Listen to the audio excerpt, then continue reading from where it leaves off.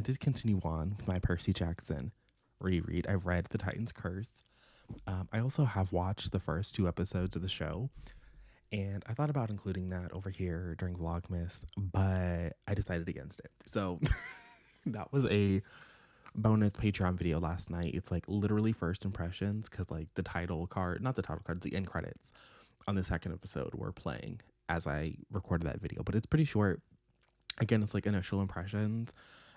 When the season is over, I'll probably come over here and talk about my thoughts overall, particularly because I'm still in the middle of a reread getting acquainted with these characters, and so it'll feel appropriate, but that's not going to happen until like January because there's like 5 episodes left, so there's some time on that. Today's been about The Titan's Curse, which is book 3 in the original series, and I think what I'm learning about this as I reread them is this initial quintet 5 book moment is very loosely connected.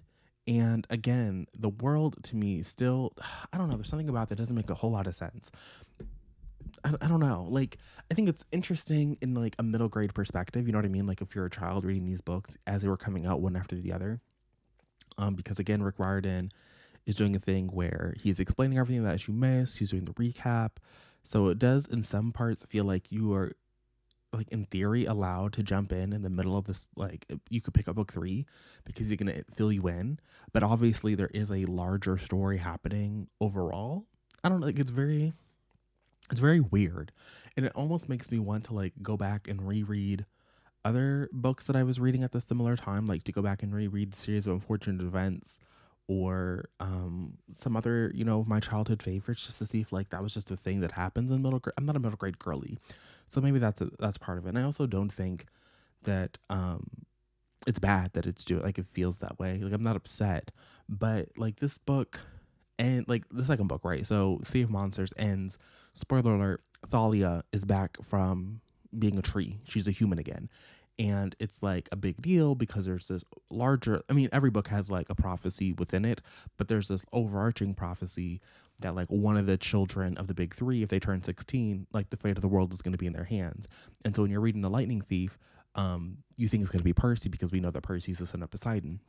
But then at the end of Sea of Monsters, when Thalia's back in play, it's like, okay, so this entire book was like Kronos manipulating the chessboard to have 2 bites at the apple, right? Like maybe it's Percy, but maybe if I can't convince Percy to join my side, I can convince Thalia. You know what I mean? Like he's giving himself options.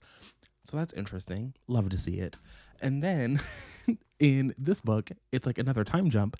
And Thalia and Annabeth have been off at this all-girls school, and Percy and Thalia are like on good terms. Like they're kind of butting heads, like they're oil and water a little bit, like very much like their parents are. Like Zeus and Poseidon, like they get along, but there's like that sibling rivalry going on.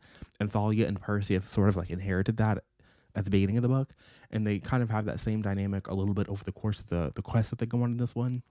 And they have to learn to work together alongside the hunters of Artemis because Artemis has been kidnapped. And so most of this book is trying to rescue people who have been kidnapped by our evil team, by, Kronos and Associates. Except Kronos and Associates don't really seem to have like a plan in place to like, it just feels weird. It just feels like we are meant to be biding our time for like 4 years for Kronos to like amass something in order to like take it to the people. And I don't know. I will say also, I also thought that this was like a much more condensed storyline in terms of like the age of these people. But no, Percy is like 14 in this one, so I guess it's okay that those actors are already growing like weeds because they'll be appropriate. But overall, like I don't know, I like this one more than Sea of Monsters. I think. I don't know. I did miss Annabeth. I think that's the biggest problem I'm having is that I read these books so long ago that I think most of my memories of caring about Percy and Annabeth as like an item or even individual characters is tied to that Heroes of Olympus series that I low-key despised. But even there, I also thought that like the Heroes of Olympus like was 5 books and like it kind of made sense because at least there you had a set of book where you were introducing the Roman characters, spoiler alert, and you're introducing Greek characters, and there was like more of the Greek characters. Like there was a whole other secondary prophecy happening in that one. So like the 5 books kind of made sense because you had to like establish, the Romans in a book, and you need to establish why what Percy's Greek friends were doing at the same time that the Romans were having their book.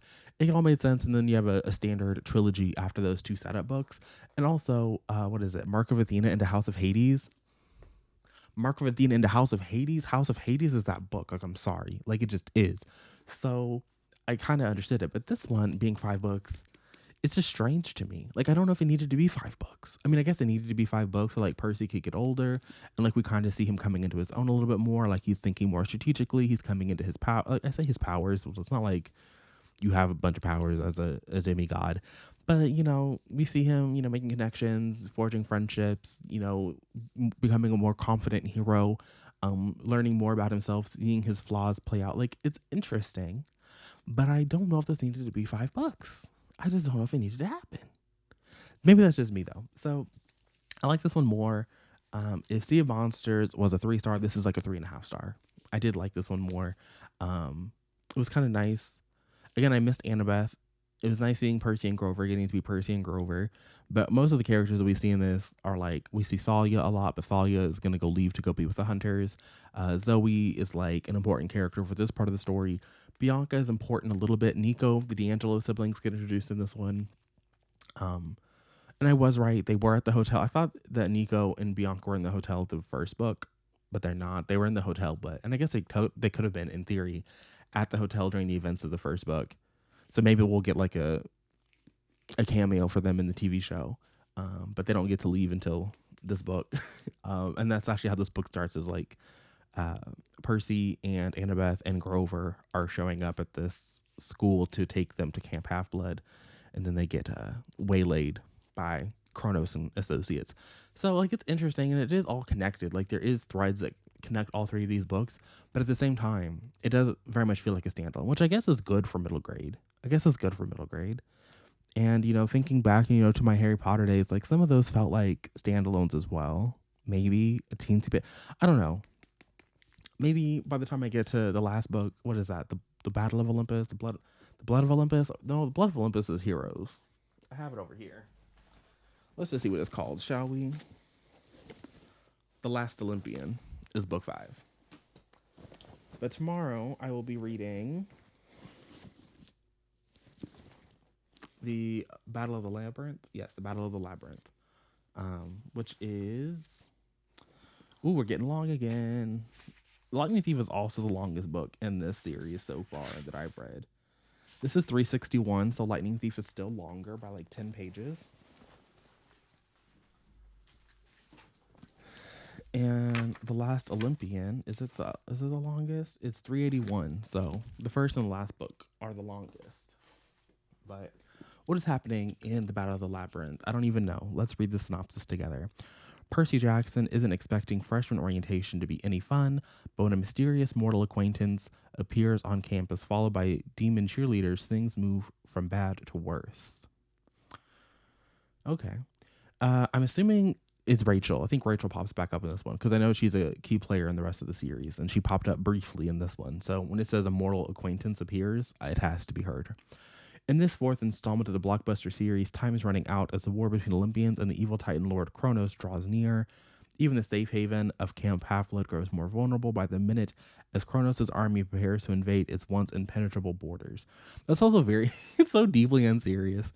Now that I'm like thinking about how like, I mean, maybe we do actually have answers in the Heroes of Olympus series, but can you imagine that you are like, I'm Kronos, and he is building his army out there in the West, because that's where they just were. They had to like go to California, and like the Roman camp was like right there, but he says, no, we got to go to Virginia.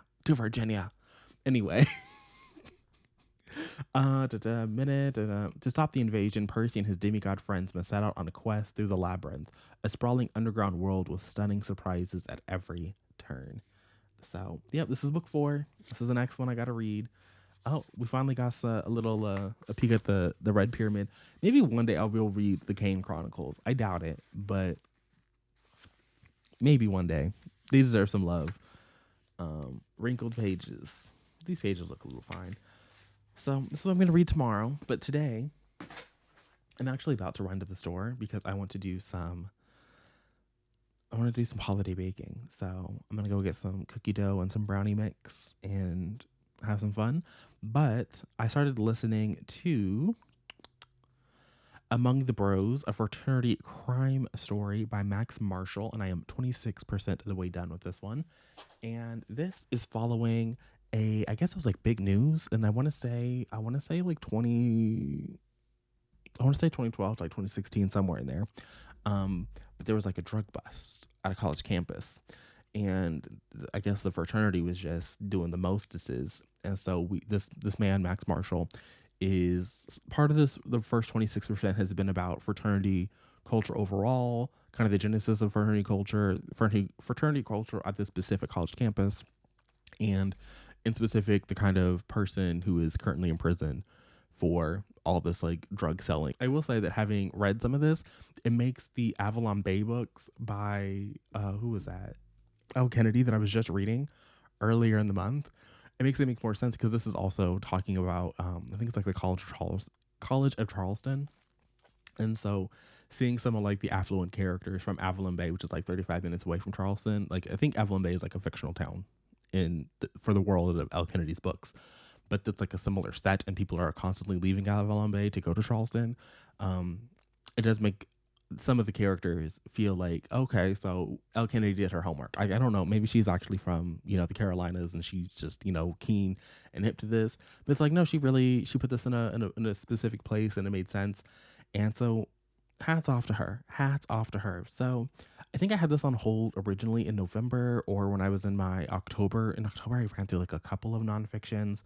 I've been into my nonfiction bag a lot this year, actually. But at some point I put this on hold. It was on some kind of list. It might have been after I watched the Bama Rush special on Max, and maybe there was like a blog post somewhere that was like, if you liked this, then maybe you'll like this, somewhere. Because I don't just, none of the books that I read are entirely original. It's probably on some list or some Goodreads thing. But I saw this Among the Bros, and I said, you know what, that sounds like a Monty book. And so I'm listening, and I'm appreciating it. I'm enjoying it so far, and I will have my final thoughts on that when I come back to do my final wrap up. But for now, I'm going to go so I can get to the store, and I will be back later to give you my final thoughts.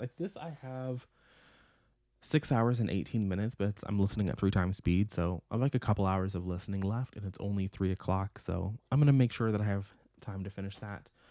So another 2 books. Tomorrow might be a 1 book kind of a day. I don't know if I'm going to read 2 things again tomorrow. The only reason I'm listening to Among the Rose is because I had it out from my library already. And so I'm like, if not now, then when? So tomorrow we might just be a 1 book kind of a day, which is honestly fine with me. Hello, welcome back to the people. So it is later.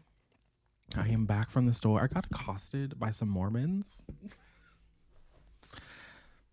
That was a fun time.